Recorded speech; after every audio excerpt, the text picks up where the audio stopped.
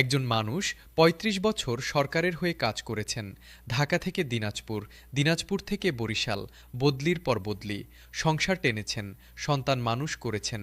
নিজের কোনো চাওয়া পাওয়া ছিল না, শুধু একটাই ভরসা ছিল অবসরে গেলে পেনশন পাবেন, বাকি জীবনটা একটু শান্তিতে কাটাবেন। কিন্তু সেই অবসরের পর যখন প্রতি মাসে পেনশনের চেক আসে, তখন বুকটা ভেঙে যায়। কারণ সেই টাকা দিয়ে আর কিছুই হয় না। বাজারে গেলে বুঝতে পারেন এই পেনশনে এখন এক সপ্তাহের বাজারও হয় না ঠিকমতো। আর ঈদের মৌসুমে সেটা তো আরও ভয়ের সময়। আজ ১৬ এপ্রিল ২০২৬, সারা দেশ ঈদের প্রস্তুতিতে মাতোয়ারা। কিন্তু দেশের প্রতিটি জেলায়, প্রতিটি উপজেলায় এমন হাজার হাজার অবসরপ্রাপ্ত কর্মচারী আছেন যারা এই মৌসুমে ঘরের দরজা বন্ধ রাখেন। কারণ বাইরে গেলে প্রতিবেশী জিজ্ঞেস করবেন, ঈদের কেনাকাটা হয়েছে? সেই প্রশ্নের উত্তর দেওয়ার মুখ নেই। নাতি নাতনিরা আসবে ঈদে, তাদের হাতে সেলামি দেওয়ার টাকা নেই। ছেলে বা মেয়ের কাছ থেকে হাত পেতে নেওয়া, সারা জীবন অন্যের জন্য যিনি কিছু না কিছু করেছেন তার পক্ষে এই লজ্জাটা সহ্য করা সবচেয়ে কঠিন। বাংলাদেশে বর্তমানে অবসরপ্রাপ্ত সরকারি কর্মচারীর সংখ্যা কয়েক লক্ষ।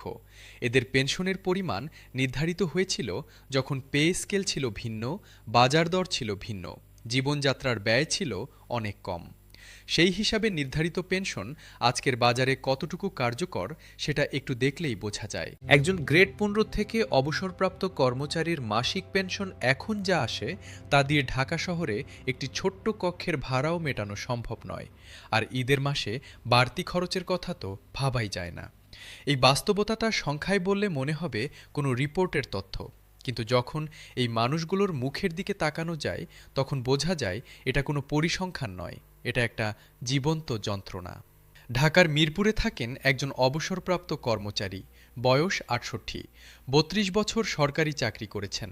এখন প্রতি মাসে যে পেনশন পান তা দিয়ে শুধু ওষুধের খরচই মেটে না। ছেলে ছোট, চাকরি করে, সংসারে টান আছে। ঈদের কেনাকাটার কথা তিনি বাড়িতেই বলতে পারেন না, কারণ টাকা নেই। গত কয়েক বছর ধরে ঈদে নতুন পাঞ্জাবি কেনেননি, পুরনো পাঞ্জাবিটাই বের করেন। ঈদের নামাজ পড়ে বাড়ি ফেরেন চুপচাপ। এই মানুষটার নাম বলছি না, কারণ তার মতো মানুষ সারা বাংলাদেশে হাজারে হাজারে আছেন এবং তাদের প্রতিটির গল্প একই রকম বেদনার। রাজশাহীর একটি ছোট শহরে থাকেন একজন অবসরপ্রাপ্ত স্কুল শিক্ষক, সরকারি বিদ্যালয়ের। ৩০ বছর পড়িয়েছেন, হাজারো ছাত্রছাত্রী তৈরি করেছেন। এখন তার পেনশনের টাকা দিয়ে নিজের ডায়াবেটিসের ওষুধ কেনা হয় না ঠিকমতো। ঈদে নাতি এসে বলেছে, দাদু নতুন জামা কিনবে? সেই প্রশ্নের উত্তরে তিনি শুধু হাসতে পেরেছেন।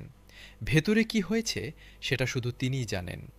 কুমিল্লার একজন অবসরপ্রাপ্ত পুলিশ কর্মকর্তা, যিনি নিজের জীবনের ঝুঁকি নিয়ে দেশের নিরাপত্তায় কাজ করেছেন, তিনি এখন প্রতি মাসে পেনশনের তারিখ গুনে গুনে অপেক্ষা করেন। আর সেই পেনশন যখন আসে তখন প্রথমেই চলে যায় ওষুধের দোকানে, বাড়িওয়ালার কাছে। ঈদের জন্য আলাদা কিছু রাখার উপায় থাকে না। এই মানুষগুলোর কষ্টের পেছনে মূলত দুটি কারণ আছে। প্রথম কারণ হল পেনশনের পরিমাণ বর্তমান জীবনযাত্রার ব্যয়ের সঙ্গে কোনোভাবেই সামঞ্জস্যপূর্ণ নয়।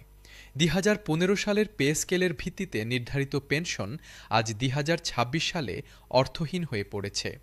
মূল্যস্ফীতির যে চাপ গত ১০ বছরে তৈরি হয়েছে তা পেনশনভোগীদের সবচেয়ে বেশি মেরেছে, কারণ তাদের আয় বাড়ার কোনো সুযোগ নেই, খরচ শুধু বাড়ছে।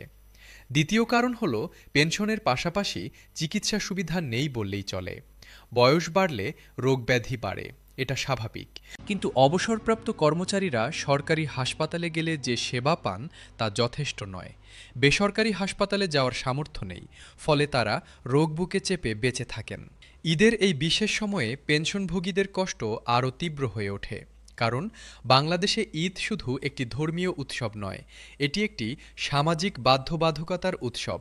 পরিবারকে নতুন জামা দেওয়া, অতিথি আপ্যায়ন করা, নাতি নাতনিদের সেলামি দেওয়া, এই বিষয়গুলো বাংলাদেশের সামাজিক কাঠামোয় অত্যন্ত গুরুত্বপূর্ণ। একজন মানুষ যখন এগুলো করতে পারেন না, তখন তিনি শুধু আর্থিকভাবে নয়, সামাজিকভাবেও ছোট হয়ে যান। এই সামাজিক অপমানের ভারটা বয়স্ক মানুষদের জন্য অনেক বেশি কঠিন। সরকারি কর্মচারী কল্যাণ সংস্থা এবং পেনশনভোগী ইউনিয়নগুলো দীর্ঘদিন ধরে এই বিষয়গুলো নিয়ে সরব আছে। তারা বলছে, প্রতিটি ঈদের আগে পেনশনভোগীদের জন্য একটি বিশেষ ঈদ ভাতা দেওয়া উচিত। সক্রিয় কর্মচারীরা উৎসব ভাতা পান, কিন্তু অনেক ক্ষেত্রেই অবসরপ্রাপ্তরা তা থেকে বঞ্চিত থাকেন অথবা যৎসামান্য পান। এই বৈষম্যটা কোনো নীতির কারণে নয়, এটা একটা মনোভাবের কারণে। অবসরপ্রাপ্তরা চোখের সামনে নেই বলে তাদের কথা মাথায় আসে না, কিন্তু এরাই তো সেই মানুষ যারা একসময় এই রাষ্ট্রটাকে টিকিয়ে রেখেছিলেন। নবম পে স্কেল নিয়ে যখন আলোচনা হচ্ছে, তখন এই পেনশনভোগীদের কথাটা খুব কম জায়গায় উঠছে। সবাই বলছেন বর্তমান কর্মচারীদের বেতন বাড়ানোর কথা, সেটা যেমন জরুরি ততটাই জরুরি অবসরপ্রাপ্তদের পেনশন পুনর্বিন্যাস করা। কারণ পেনশন যদি মর্যাদার সঙ্গে বাঁচার নিশ্চয়তা না দেয়, তাহলে সরকারি চাকরি কোনো মানুষের কাছেই আকর্ষণীয় হবে না। একজন তরুণ যখন ক্যারিয়ার বেছে নেন, তখন শুধু বর্তমান বেতন দেখেন না, ভবিষ্যতের নিরাপত্তাও দেখেন। সেই নিরাপত্তাটা যদি না থাকে, তাহলে মেধাবীরা সরকারি চাকরিতে আসবেন না। বিশেষজ্ঞরা বলছেন পেনশন সংস্কারে কয়েকটি জরুরি পদক্ষেপ নেওয়া দরকার। প্রথমত, পেনশনের পরিমাণ অন্তত মূল্যস্ফীতির সঙ্গে সমন্বয় করে প্রতি বছর স্বয়ংক্রিয়ভাবে বাড়ানোর ব্যবস্থা করতে হবে। দ্বিতীয়ত, পেনশনভোগীদের জন্য সরকারি হাসপাতালে বিশেষ সুবিধা এবং বিনামূল্যে ওষুধের ব্যবস্থা করতে হবে। তৃতীয়ত, প্রতি ঈদে সক্রিয় কর্মচারীদের মতো পেনশনভোগীদেরও উৎসব ভাতা দেওয়া নিশ্চিত করতে হবে। চতুর্থত, যারা অনেক আগে অবসরে গেছেন এবং তাদের পেনশন এখন সবচেয়ে কম, তাদের জন্য একটি বিশেষ পুনর্বিন্যাস করতে হবে।